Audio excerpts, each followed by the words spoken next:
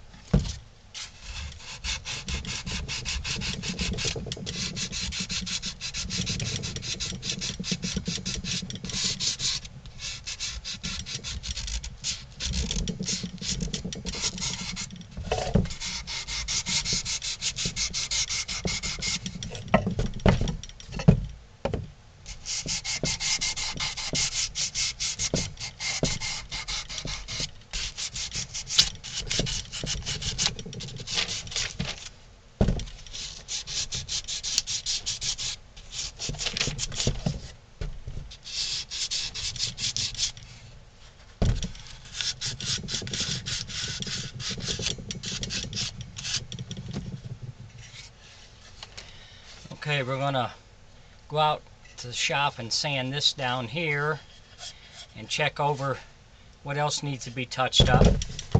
But our paws and our feet are done.